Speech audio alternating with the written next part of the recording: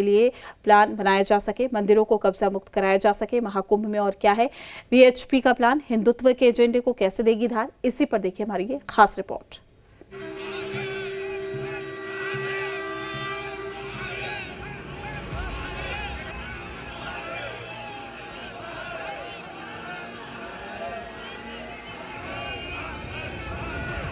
काशी मथुरा ये 1984 से संतों ने तय किया हुआ संकल्प है।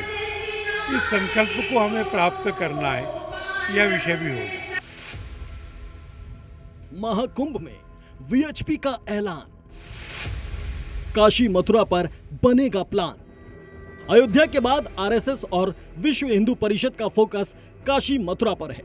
श्री कृष्ण जन्मभूमि और ज्ञानवापी से गुलामी की निशानी मिटाना और इन पवित्र हिंदू स्थलों को कब्जा मुक्त करना सबसे बड़ा टारगेट है। इसलिए वीएचपी ने अपने सबसे बड़े लक्ष्य को साधने के लिए हिंदुओं के सबसे बड़े आयोजन को चुना है। तो ये बड़ा सम्मेलन आज हिंदू समाज के और अपने परिवारों पे होने वाले विषयों पर था।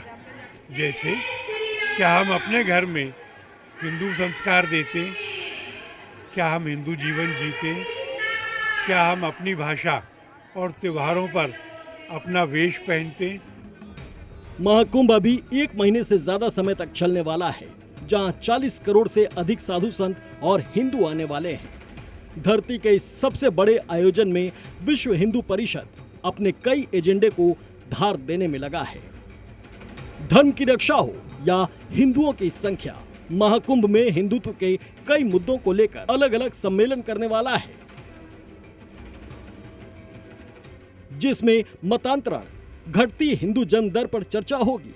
लेकिन एजेंडे में सबसे ऊपर है काशी मथुरा। 1984 से है, हमेशा रहेगा। उसको प्राप्त करने का संकल्प डाइल्यूट नहीं हुआ है।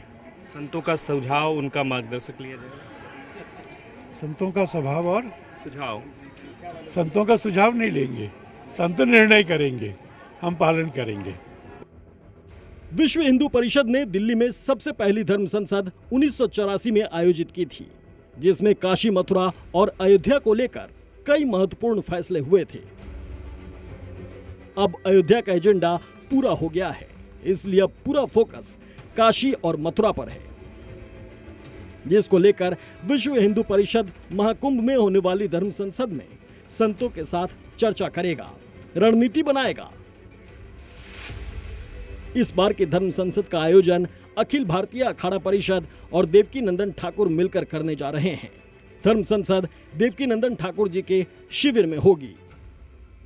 मैं पिछले कई सालों से कृष्ण जन्मभूमि का तो केस कोर्ट में भी लड़ रहा हूं और समाज में भी उसकी जागृति कर रहा हूं, और माननीय श्री आदरणीय हमारे आलोक जी ने जो ये बात कही है, ये हमारे सपने को साकार करेगी और पूरा सनातनी जगत हम सब मिलकर कृष्ण भूमि को भी, काशी विश्वनाथ को भी मुक्त करेंगे। कि अगर सनातनी जगत सोचता है तो कुंभ के बाद अगर कार सेवा करनी हो तो दोनों स्थानों पर एक साथ कार सेवा करनी चाहिए, मथुरा में भी और काशी में भी। दरअसल ये धर्म संसद ऐतिहासिक होने वाली है, क्योंकि महाकुंभ में पहले से ही देश दुनिया के साधु संत और हिंदू पहुंचे हुए हैं। ऐसे में वीएचपी और साधु संतों को अपना एजेंडा हिंदू समाज तक पहुंचाने में आसानी होगी।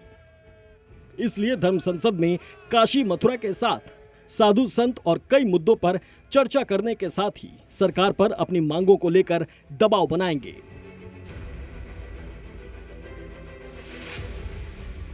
सबसे मुख्य मांग है सनातन बोर्ड का गठन के लिए सरकार पर कैसे दबाव बनाया जाए, मंदिरों पर सरकारी कंट्रोल समाप्त करने समेत कई मुद्दों पर चर्चा होगी। हमारे मंदिर सरकारों के अंडर हैं, तो हम ये चाहते हैं कि 26 को देश की स्वतंत्रता और 27 को हमारे सनातन की स्वतंत्रता मनाई जाए। तो इसीलिए 27 तारीख को हमने धर्म संसद बुलाई है। यहाँ पे अखाड़ा परिषद के अध्यक्ष श्री रविंद्रपुरी जी की सानिध्य में रहेंगे और जितने भी हमारे धर्माचार्य हैं, शंकराचार्य हैं, वो यहाँ उपस्थित रहेंगे। एक तरफ विश्व हिंदू परिषद और साधु संत मिलकर मंदिरों को सरकार से मुक्त करने और काशी मथुरा को कब्जा मुक्त करने की मांग कर रहे हैं, तो वहीं बाबा बागेश्वर भारत को जल्द से जल्द हिंदू राष्ट्र घोषित करने, हिंदू धर्म छोड़ चुके लोगों की वापसी के मुद्दे को भी महाकुंभ की धर्म संसद में उठाना चाहते हैं। वहां भी जो 2-3 चीजें चल रही, कहीं ना कहीं वो मेन मुद्दा से महाकुंभ भटक रहा, चाहे वो किसी बच्ची के खिलाफ कहा जा रहा हो, चाहे वो किसी व्यक्ति के खिलाफ या उसके पक्ष में या उसके बारे में।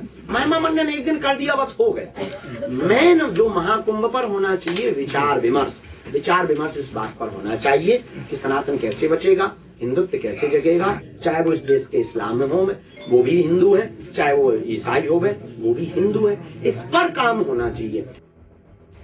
साफ है कि अगले 1 महीने तक चलने वाले महाकुंभ में सनातन से जुड़े मुद्दों की भरमार है, जिसे लेकर साधु संत और हिंदू संगठन लगातार हुंकार भर रहे हैं।